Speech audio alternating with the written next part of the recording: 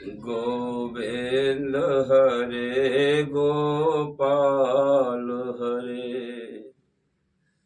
जय जय प्रभु दीन दयाल हरे।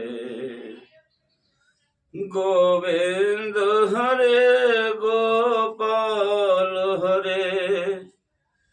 जय जय प्रभु दीन दयाल हरे। गोविंद हरे गोपाल हरे। जय जय प्रभु दीन दयाल हरे। सीताराम हरे राधे श्याम हरे। जय माधव मदन मुरार हरे। गोविंद हरे गोपाल हरे। जय जय प्रभु दीन दयाल हरे। गोविंद हरे गोपाल हरे। जय जय प्रभु दीन दयाल हरे। प्रिय श्रोता बंधु, हम आपको भगवान की अमृतमयी पावन कथा श्रवण करा रहे हैं कि एक बार भगवान की ऐसी कथा जो कि आपने कभी न श्रवण की हो, उन कथाओं को श्रवण करने से आपको ज्ञान की प्राप्ति होती है। हमने अपने पूर्वजों से, अपने गुरुओं द्वारा, अपने वेद शास्त्रों के द्वारा इन कथाओं को निर्धारित किया है और वह कथाएं हम आपको YouTube चैनल के माध्यम से श्रवण कराते रहते हैं। एक बार जब कि किसी को यह मालूम हो गया कि मेरे पुत्र का वध अयोध्या नरेश दशरथ के पुत्र के द्वारा होना निश्चित है, तो उसने अपने हृदय में ये आघात लेकर के बैठ गई कि मुझे किसी प्रकार से अपने बेटे की मृत्यु को रोकना है। अब तो प्रिय बंधुओं, पहले तो रावण ने ही कौशल्या को मारने का प्रोग्राम बना दिया, दशरथ को मारने का प्रोग्राम बना दिया, उन दोनों को समुद्र में बहा दिया। लेकिन परमात्मा की ऐसी कृपा हुई कि उन दोनों का गंधर्व विवाह हुआ। जाको राखे साइया मार सके नहीं कोई, अरे बालन बांका कर सके चाहे जग बैरी हो।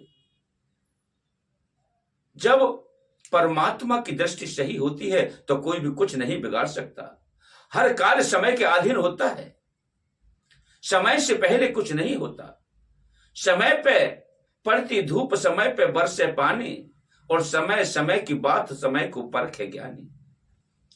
और इस ज्ञानवान लोग होते हैं, वो समय को भांपते हुए सभी कार्यों को आगे बढ़ाते हैं। तो प्रिय बंधुओं, के किसी ने यह सोचा कि मेरे पुत्र का वध रुक जाए, उसकी मौत रुक जाए, तो दशरथ महाराज अपने विवाह के लिए बारात लेकर के कौशल नरेश के जहां जा रहे थे। तो पहले ऐसा हुआ करता था कि रास्ते में पड़ाव लिया करते थे। उस पड़ाव में बारात जब जाती है तो उसमें भोजन की व्यवस्था सबके, क्योंकि लंबा समय लगता था, रथ गाड़ियों से बारात जाया करती थी और पैदल। पहले कोई कार अथवा बस वगैरह तो थी नहीं। अब वो जा रहे थे तो रास्ते में एक बगीचा पड़ा। उस बगीचे में एक धर्मशाला थी। वहां पर बारातियों ने रात्रि के समय, जब समय हो गया, तो पड़ाव ले लिया कि कल बारात कौशल पर पहुंच जाएगी। सभी बाराती लोग बाग में बड़े प्रेम के साथ अपने अपने आसन लगा करके विश्राम करने के लिए सभी सो गए। रात्रि का प्रहर था। महाराज दशरथ जो वहां धर्मशाला थी उसमें अपना आसन लगा करके वहां सो रहे थे। उधर क्या होता है कि केकसी एक बहुत सुंदर सौंदर्य की रानी बन करके, विशेष सुंदरी का रूप धारण करके, नव यौवन वाली युवती बन करके महाराज दशरथ के पास लेट गई। इस कथा को प्रिय बंधुओं हमने संतों के द्वारा श्रवण किया। इस कथा को मैंने किसी वेद से नहीं पढ़ा। जब सो गई तो महाराज दशरथ के साथ अपनी संभोग क्रिया बनाई। इतनी संभोग क्रिया बनाई, उतना संभोग किया महाराज दशरथ ने कि उन्हें वीर से वंचित कर दिया। अब उसी समय महाराज दशरथ नपुंसक हो जाते हैं। न रहेगा बांस और न बजेगी बांसुरी। न दशरथ के पास मर्दाने की शक्ति होगी, न इनसे पुत्र पैदा होगा और न ही मेरे बेटे का वध होगा। इस बात को लेकर के केकसी अपने कार्य में सफल हो गई और लेकर के वह चली गई। तो गुरुदेव ने यह भी बताया कि वह पहला वीर जो दशरथ के अंश था उसी से विभीषण पैदा हुए। वहां भगवान राम की जगह पर उन्होंने अपनी शक्ति को विभीषण के रूप में केकसी के गर्भ में स्थापित कर दिया। अब तो भगवान राम के जो पिताजी दशरथ थे उन्होंने जाकर के कौशलपुर जाकर कौशल्या से विवाह किया और वहां से विवाह करने के बाद अयोध्या के लिए आए। तो प्रिय बंधु उनके पास कोई संतान नहीं थी। एक कारण यह भी बताया जाता है कि जिस समय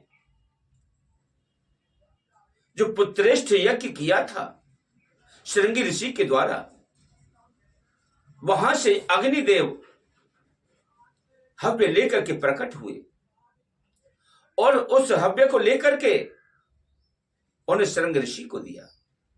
श्रृंग ऋषि ने दशरथ को दिया। दशरथ ने अपनी तीनों रानियों को 3 भागों में बांट करके दे दिया। अब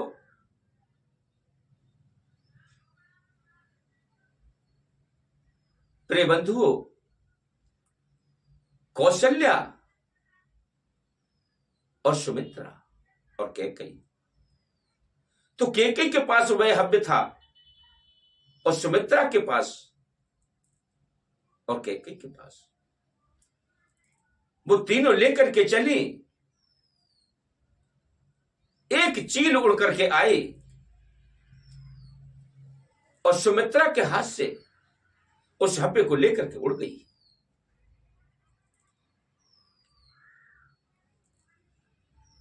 और उस हव्य से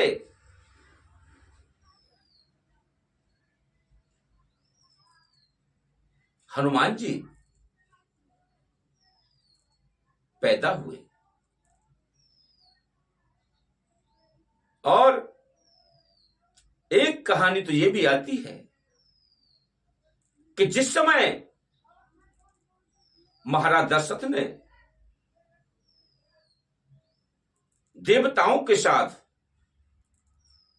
मिलकर के राक्षस से युद्ध किया। उस समय देवताओं की ओर से युद्ध करते समय वह पस्त हो गए और रावण ने ब्रह्मा से यह वरदान मांग लिया कि रावण के वरदान स्वरूप में ब्रह्मा जी से उनकी नपुंसकता मांग ली कि दशरथ नपुंसक हो जाएं, जिससे कि मान लो न तो वंश रहेगा, अंश रहेगा, और न ही पुत्र पैदा होगा, ना मेरी मृत्यु होगी। ब्रह्मा जी ने वह वर दे दिया। वहां से उनके मर्दान के जैसे ही युद्ध जीत करके आए, उनके शक्ति क्षीण होने लगी, वीर निकल करके भागा, तो दशरथ महाराज ने अपने कर्म में लेकर के उसे आकाश में उछाल दिया। जब आकाश में उछाल दिया तो ऐसा कहा जाता है कि राक्षस लोग जो होते थे वो मुंह फाड़ करके सोया करते हैं।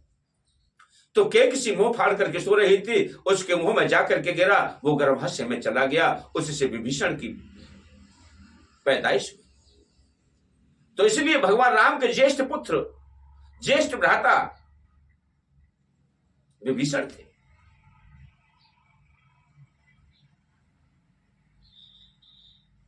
और दशरथ उसी समय नपुंसक हो गए। हर अनंत हर कथा अनंता, कहां सुनाए बहुविध सब संता। लेखों में, युग युगांतरों में हर लेखक की कथाएं अलग अलग तरीके से दर्शाई गई है प्रिय बंधुओं। जैसा कि भगवान राम लंका के लिए विजय प्राप्ति के लिए जा रहे थे, सीता जी का हरण हो चुका, हनुमान जी सीता की खोज में गए। उस समय लंका दहन करके जब हनुमान जी वापस आ रहे थे तो रास्ते में समुद्र के इस ओर एक संत की कुटिया दिखाई दी और हनुमान जी आकाश मार्ग से आ रहे थे। संत की कुटिया देख करके वहां उतर पड़े और उन्होंने जल के लिए संत से निवेदन किया। तो उन्होंने कहा कि जाइए, ये जलाशय है, आप जल पी लीजिए। हनुमान जी वहां पर अपने वस्त्रों को रख करके, जो आभूषण थे उन्हें रख करके, और जलाशय में चले गए, वहां जल पिया और स्नान किया। सभी तरीके से फुर्सत में आकर के भगवान के भक्त हनुमान जी संत की कुटिया पर आ गए और बोले कि महाराज, यहां पर मैंने सामान रखा था, एक मुद्रिका थी, अंगूठी थी, वो कहां है? कि भाई मुझे तो पता नहीं, आप देख लो जहां भी रखी होगी, मैंने तो किसी को छुआ नहीं, जहां तुमने रखा होगा वहीं रखी होगी, तलाश कर लो। इसी प्रकार से हनुमान जी ने ढूंढा लेकिन कहीं नहीं मिली। उन्होंने कमंडल रखा था संत जी के पास, उस कमंडल में झांक करके देखा तो उसमें अंगूठी पड़ी हुई थी। उस अंगूठी को निकाल करके बोला, महाराज अंगूठी ये रही, तो निकाल लो। हनुमान जी ने निकाला अंगूठी और उजक करके देखा कमंडल में, तो फिर एक अंगूठी दिखाई देती है। कमंडल से निकाला, एक तरफ अंगूठी को रख दिया, फिर उस अंगूठी को निकाला और फिर उसको रख दिया, फिर देखते हैं तो फिर अंगूठी दिखाई देती है। इसी प्रकार से हनुमान जी ने बहुत सारी अंगूठियां उस कमंडल में से निकाले और धरती पे एक तरफ को रख के चले गए। उसका उखान लग गया, एक पहाड़ जैसा चट्टा लगा दिया। अंगूठी एक जैसी ही है, एक ही रंग की है, एक ही वजन की है, हर प्रकार से किसी प्रकार की कोई नक्काशी में कोई कमी नहीं, एक ही प्रकार की अंगूठियां हैं। हनुमान जी बहुत चक्के रह गए कि आखिरकार जो मैं अंगूठी लाया था वह अंगूठी कौन सी है। उन्होंने संत महाराज से निवेदन किया कि महाराज मेरी अंगूठी बता दीजिए कौन सी है। कि हनुमान जी आप मुझे बताइए, आप कौन से हनुमान हैं? क्या मतलब? अरे भाई आप किस अंगूठी की बात कर रहे हो? कि महाराज मैं लाया हूं वो। तो मुझे ये तो बता दीजिए आप कौन से हनुमान जी हैं? क्या और भी हनुमान हैं? कि हाँ, जितनी अंगूठियां आपने निकाल करके यह चिट्टा लगाया है, इतनी ही बार हर कल्प में यह हनुमान जी लंका दहन कर करके सीता की खोज कर करके आए हैं, और उतनी ही बार मेरे पास आया है ये बंदर। इस बंदर ने इस कमंडल में इतनी अंगूठियां डाल दी। अब आप बताइए कौन से हनुमान जी हैं? हनुमान जी बोले, क्या मुझसे पहले यहां और भी इतने हनुमान आ चुके? कहा, तो मैं तो समझता था कि भगवान राम के कार्य को करके मैं ही आ रहा हूं। अरे मुझसे पहले इतने हनुमान कार्य कर गए। तो इतने कल्पों की कथाएं वहां जाकर के हनुमान जी आश्चर्य में पड़ गए और भगवान राम से जाकर के बोले, प्रभु मुझे क्षमा करें, मुझे थोड़ा विलंब हो गया आपके पास आने में। क्यों क्यों बताइए। इस प्रकार से वाकया हो गया। वहां एक संत जी के पास में रुका और इस प्रकार से घटना घटित हो गई। हनुमान वह कोई और नहीं था, वो मैं ही था। मैंने आपके अहम को नष्ट करने के लिए ये सारी लीलाएं की।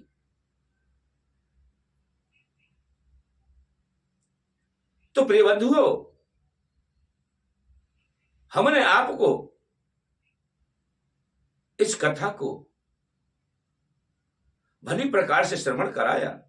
आप हमारे चैनल को सब्सक्राइब करें, हमारी वीडियो को लाइक करें, दूसरों को शेयर करें। हम आपको इसी प्रकार की उत्तम भक्ति भाव से भरी हुई कथाएं, मधुर मधुर कथाएं श्रवण कराते रहेंगे। आपके एक बार सब्सक्राइब करने से, लाइक करने से हमारा मनोबल बढ़ता है कि हमारे भक्त कितनी कथाओं को श्रवण करते हैं। सनातन धर्म का प्रचार करने के उद्देश्य से यह कथाएं संचालित की जा रही हैं। आप हिंदू हो, सनातनी हो, हमेशा सनातन धर्म का झंडा बुलंद रहना चाहिए। ओम नमो नारायण, ओम नमो नारायण, ओम नमो नारायण।